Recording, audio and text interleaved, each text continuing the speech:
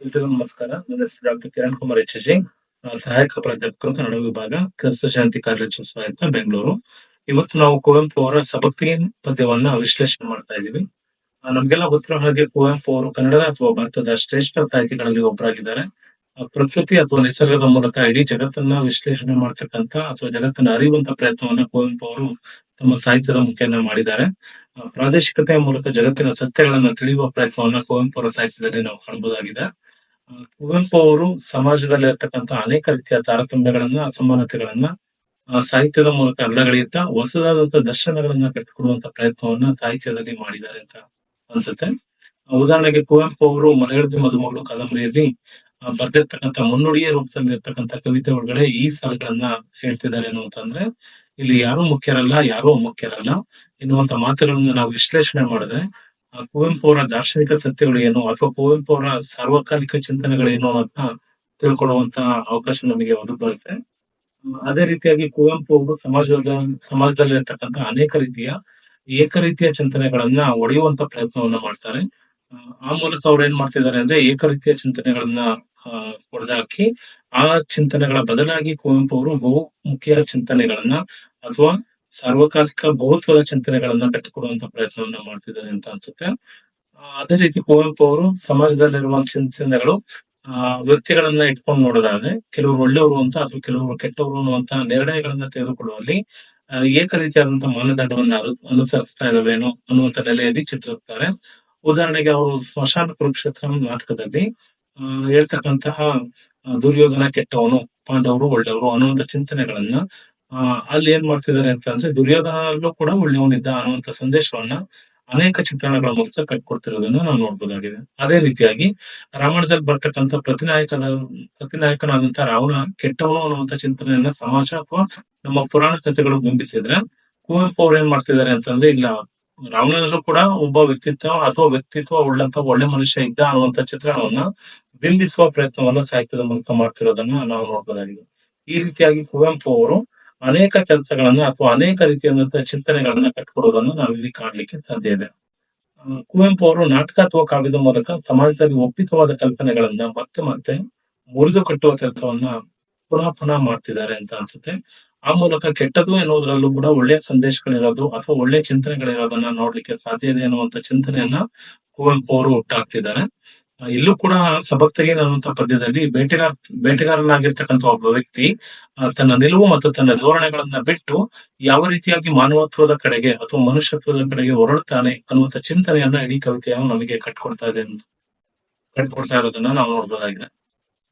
ಸಬಕ್ತಗೀನ್ ಪದ್ಯವನ್ನ ನಾವು ಕುರಿತು ಮಾತಾಡೋದಾದ್ರೆ, ಬೇಟೆಗಾರನಾಗಿರ್ತಕ್ಕಂಥ ಸಬಕ್ತಗೀನ್ ಜನರ ಹಾಗೂ ಸಮಾಜದ ಕಣ್ಣಿನಲ್ಲಿ ಅವನೊಬ್ಬ ಕ್ರೂರಿ, ಕಟುಕ.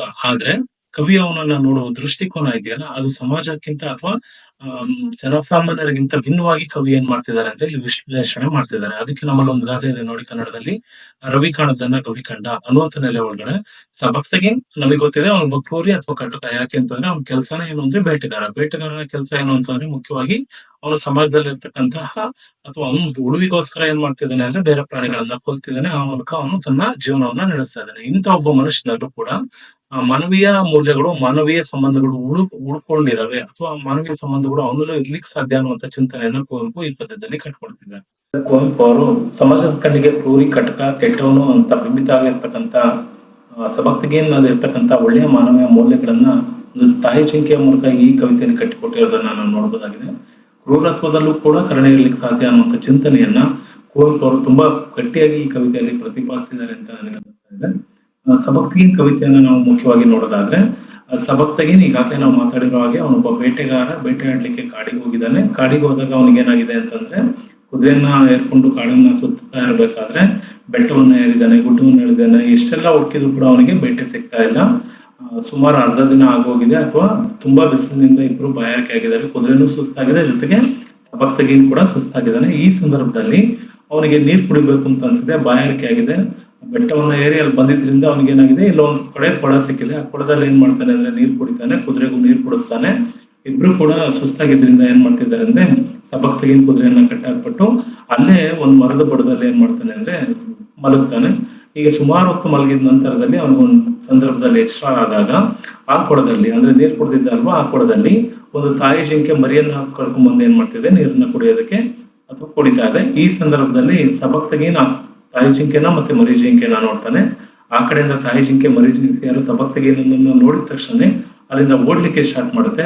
ಸಬಕ್ತಗೀನ್ ಏನ್ ಮಾಡ್ತಾನೆ ಅಂದ್ರೆ ಆ ಸಂದರ್ಭದಲ್ಲಿ ಬಿಲ್ಲು ಮತ್ತೆ ಬಾಣವನ್ನ ತಗೊಂಡು ಓಡಿ ಬಂದು ಏನ್ ಮಾಡ್ತಾನೆ, ಮರಿ ಜಿಂಕೆಯನ್ನ ಎತ್ಕೋತಾನೆ. ಓಡ್ತಿದ್ದಂತ ತಾಯಿ ಜಿಂಕೆ ಯಾವಾಗ ಸಬಕ್ತಗೀನ್ ಬಂದು ಮರಿ ಜಿಂಕೆಯನ್ನ ಎತ್ಕೋತಾನೋ ಆ ಸಂದರ್ಭದಲ್ಲಿ ತಾಯಿ ಜಿಂಕೆ ಓಡೋದನ್ನ ನಿಲ್ಲಿಸ್ಬಿಟ್ಟು ಹಿಂದೆ ತಿರುಗಿ ತನ್ನ ಮಗುವನ್ನ ಬೇಕು ಅಂತ ಬೇಡುವಂತ ಸಂದರ್ಭವನ್ನ ಕುವೆಂಪು ಈ ಕಾವ್ಯದಲ್ಲಿ ತುಂಬಾ ಚೆನ್ನಾಗಿ ಕಟ್ಕೊಟ್ಟಿದ್ದಾರೆ. ಸಬಕ್ತಗೀನ್ ಆ ಸಂದರ್ಭದಲ್ಲಿ ತಾಯಿ ಜಿಂಕೆ ಹೇಳುವಂತ ಮಾತುಗಳನ್ನ ಕೇಳಿ ಮನ ಪರಿವರ್ತನೆಯಾಗಿ ತಾಯಿ ಜಿಂಕೆಗೆ ತನ್ನ ಮರಿ ಜಿಂಕೆಯನ್ನ ಕೊಡುವಂತಹ ಉಲ್ಲೇಖವನ್ನ ಈ ಕವಿತೆ ನಮಗೆ ಕಟ್ಟಿಕೊಡ್ತಾ ಇದೆ. ಜೊತೆಗೆ ತಾಯಿ ಜಿಂಕೆ ಹೇಳುತ್ತೆ ಏನಂತಂದ್ರೆ, ಸಬಕ್ತಗೀನ್ ಮರಿ ಇಲ್ಲ ಅಂತಂದ್ರೆ ನಾನು ಬದುಕಕ್ ಸಾಧ್ಯ ಇಲ್ಲ, ಜೊತೆಗೆ ನನ್ನ ಕರಳ ಬಳ್ಳಿಯನ್ನ ಅಥವಾ ಕರಳನ್ನ ಹಂಚಿಕೊಂಡು ಬಂದಿರುವಂತ ಈ ಮಗು ನನಗೋಸ್ಕರ ಅದು ಬದುಕಲೇಬೇಕು, ಅಥವಾ ಅದಿಲ್ಲ ಅಂತಂದ್ರೆ ನಾನು ಬದುಕಿರೋಕೆ ಸಾಧ್ಯ ಇಲ್ಲ. ಹಾಗಾಗಿ ದಯವಿಟ್ಟು ನನಗೆ ಮಗುವನ್ನ ಕೊಟ್ಬಿಡು, ನಿನಗೆ ಪುಣ್ಯ ಬರುತ್ತೆ ಅಂತ ಬೇಡುವಂತ ವರ್ಣನೆಯನ್ನ ಕುವೆಂಪು ಅವರು ಈ ಕಾವ್ಯದಲ್ಲಿ ಚಿತ್ರಿಸಿದ್ದಾರೆ. ಆ ಸಂದರ್ಭದಲ್ಲಿ ಸಬಕ್ತಗೀನ್ ಹೇಳ್ತಾನೆ, ತಾಯಿ ಜಿಂಕೆ ದಯವಿಟ್ಟು ನೀನ್ ಬಂದು ನನ್ನ ಹತ್ರ ಬಾ, ಈ ಕಡೆ ನಾನು ನಿನಗೆ ಮಗುವನ್ನ ಕೊಡ್ತೀನಿ ಅಂತ ಅಂದಾಗ ತಾಯಿ ಜಿಂಕೆಗೆ ಒಂದು ನಂಬಿಕೆ ಇಲ್ಲ. ಯಾಕೆಂತಂದ್ರೆ ಇವನು ಬೇಟೆಗಾರ, ಇವನ ಕೈಲಿ ಬಿಲ್ ಇದೆ ಮತ್ತೆ ಬಾಣ ಇದೆ. ಆ ಸಂದರ್ಭದಲ್ಲಿ ತಾಯಿ ಜಿಂಕೆ ಇವನು ಕರೆದಾಗ ಬರೋದಿಲ್ಲ. ಆ ಸಂದರ್ಭದಲ್ಲಿ ಸಬಕ್ತಗೀನ್ ಹೇಳ್ತಾನೆ, ಇಲ್ಲ ನಾನು ಆ ಮಟ್ಟಿಗೆ ಕ್ರೂರಿ ಅಲ್ಲ, ನಾನು ಮಗುವನ್ನ ನಿನಗೆ ಕೊಡ್ತೀನಿ ಅಂತ ಏನ್ ಮಾಡ್ತಾನೆ ಅಂದ್ರೆ ಮಗುವನ್ನ ತಾಯಿ ಜಿಂಕೆಗೆ ಕೊಡ್ತಾನೆ. ಆ ಸಂದರ್ಭದಲ್ಲಿ ತಾಯಿ ಜಿಂಕೆ ಹೇಳುತ್ತೆ ಏನಂತಂದ್ರೆ, ನೀನು ಭೂಮಿಯನ್ನ ಅಥವಾ ತಿರೆಯನ್ನ ಆಳುವಂತಹ ದೊರೆಯಾಗಿ ಬದುಕಬೇಕು ಅನ್ನುವಂತ ಆಶೀರ್ವಾದವನ್ನು ಮಾಡಿ ತಾಯಿ ಜಿಂಕೆ ಅಲ್ಲಿಂದ ಹೊರಟೋಗುತ್ತೆ. ಇದು ಇಡೀ ಪದ್ಯದ ಭಾವಾಂಶ ಅಥವಾ ಭಾವಾರ್ಥ. ಸಬಕ್ತಗೀನ್ ಕವಿತೆಯಲ್ಲಿ ನಾವು ಮುಖ್ಯವಾಗಿ ನೋಡ್ಬೇಕಾಗಿದೆ ಏನು ಅಂತಂದ್ರೆ, ಒಂದು ತಾಯಿ ಜಿಂಕೆ ಅಥವಾ ತಾಯಿ ಜಿಂಕೆಗೆ ಇರಬಹುದಾದಂತ ಮಗುವಿನ ಮೇಲಿನ ಆಸೆ ಆಗಿರ್ಲಿ ಅಥವಾ ಆಕಾಂಕ್ಷೆಗಳಾಗಿರ್ಲಿ, ಇದೇ ಸಂದರ್ಭದಲ್ಲಿ ಸಬಕ್ತಗೀನ್ ಒಬ್ಬ ಬೇಟೆಗಾರ ಆಗಿರ್ತಕ್ಕಂಥ ಸಬಕ್ತಗೀನ್ ತನ್ನ ಬೇಟೆಯನ್ನ ಸಿಕ್ಕಿರುವಂತ ಬೇಟೆಯನ್ನ ಬಿಟ್ಟು ತೋರಿಸುವಂತ ಉದಾರತೆಯನ್ನ ಈ ಕವಿತೆ ತುಂಬಾ ಚೆನ್ನಾಗಿ ನಮಗೆ ಕಟ್ಟಿಕೊಟ್ಟಿದೆ ಅಂತ ಅನ್ನಿಸ್ತಾ ಇದೆ. ಜೊತೆಗೆ ಇಲ್ಲಿ ಸಬಕ್ತಗೀನ್ ಪದ್ಯದ ಆಶಯವನ್ನು ನಾವು ಮುಖ್ಯವಾಗಿ ಗಮನಿಸಿದ್ರೆ, ಈ ಕವಿತೆ ಒಳಗಡೆ ಕರುಣೆ ಮತ್ತೆ ದಯೆಯನ್ನ ಕುವೆಂಪು ಅವರು ತುಂಬಾ ಚೆನ್ನಾಗಿ ನಿರ್ವಹಿಸಿದ್ದಾರೆ ಅಂತ ಅನ್ನಿಸ್ತಾ ಇದೆ. ಜೊತೆಗೆ ತಾಯಿ ಜಿಂಕೆ ಮತ್ತು ಮರಿ ಜಿಂಕೆಯ ಮೂಲಕ ರೂಪಕವಾಗಿ, ಅಂದ್ರೆ ಆ ತಾಯಿ ಜಿಂಕೆ ಮತ್ತು ಮರಿ ಜಿಂಕೆ ಅನ್ನೋದು ರೂಪಕ, ಆ ರೂಪಕವಾಗಿ ಮನುಷ್ಯನಲ್ಲಿ ಇರಬೇಕಾದಂತ ಮುಖ್ಯವಾದ ಮೂಲಭೂತವಾದಂತ ಗುಣ ಯಾವುದು ಅಂತಂದ್ರೆ ಮೌಲ್ಯಗಳು. ಆ ಮೌಲ್ಯಗಳನ್ನ ಮನುಷ್ಯ ಯಾವ ರೀತಿಯಾಗಿ ಇಟ್ಕೋಬೇಕು ಅನ್ನುವಂತ ಚಿಂತನೆಯನ್ನ ಕುವೆಂಪು ಅವರು ನಮಗೆ ಇಲ್ಲಿ ಏನ್ ಮಾಡ್ತಿದ್ದಾರೆ, ಕಟ್ಟಿಕೊಡ್ತಿದ್ದಾರೆ ಅಂತ ಅನ್ನಿಸ್ತಾ ಇದೆ. ಜೊತೆಗೆ ಸಬಕ್ತಗೀನ್ ಪದ್ಯದ ಮೂಲಕ ವ್ಯಕ್ತಿಗಳನ್ನ ನೋಡುವ ದೃಷ್ಟಿಕೋನವನ್ನ ನಾವೇನ್ ಮಾಡ್ಬೇಕು ಅಂದ್ರೆ ಬದಲಾಯಿಸಿಕೊಳ್ಬೇಕು ಅನ್ನುವಂತ ಚಿಂತನೆಯನ್ನು ಕುವೆಂಪು ಅವರು ಸಶಕ್ತವಾಗಿ ಕಟ್ಟಿಕೊಟ್ಟಿದ್ದಾರೆ ಅಂತ ನನಗೆ ಅನ್ನಿಸ್ತಾ ಇದೆ. ಜೊತೆಗೆ ಕ್ರೂರತ್ವ ಮತ್ತೆ ಹಿಂಸೆ ಎನ್ನುವಂತಹ ಸಬಕ್ತಗೀನನ ಒಳಗಿನ ಅಥವಾ ಸಬಕ್ತಗೀನನ ಮುಖ್ಯ ಮನೋಧರ್ಮ ಏನು ಅಂದ್ರೆ ಅದು ಹಿಂಸೆ ಮತ್ತೆ ಕ್ರೂರತ್ವ ಅನ್ನುವಂತ ಚಿಂತನೆಗಳು ಬದಲಾಗಿ ಅವನಲ್ಲೂ ಕೂಡ ಪ್ರೀತಿ ಮತ್ತೆ ಕರುಣೆ ಅನ್ನುವಂತ ಚಿಂತನೆಗಳು ಅಥವಾ ದಯೆ ಎನ್ನುವಂತಹ ಮೌಲ್ಯಗಳು ಇರ್ಲಿಕ್ಕೆ ಸಾಧ್ಯ ಅನ್ನುವಂತ ಚಿಂತನೆಯನ್ನ ಕುವೆಂಪು ಅವರು ಕಟ್ಟಿಕೊಟ್ಟಿದ್ದಾರೆ. ಒಟ್ಟಾರೆಯಾಗಿ ಮನುಷ್ಯ ಮಾನವೀಯ ಸಂಬಂಧಗಳನ್ನ ಮರಿಬಾರದು ಅನ್ನುವಂತ ಚಿಂತನೆಯನ್ನ ಪ್ರಬಲವಾಗಿ ಕುವೆಂಪು ಅವರು ಈ ಕವಿತೆಯಲ್ಲಿ ಕಟ್ಟಿಕೊಡ್ತಿದ್ದಾರೆ ಅಂತ ನನಗೆ ಅನ್ನಿಸ್ತಾ ಇದೆ. ಮತ್ತೆ ನಾವು ಮುಂದಿನ ತರಗತಿಯಲ್ಲಿ ಭೇಟಿಯಾಗೋಣ. ಎಲ್ಲರಿಗೂ ಧನ್ಯವಾದ.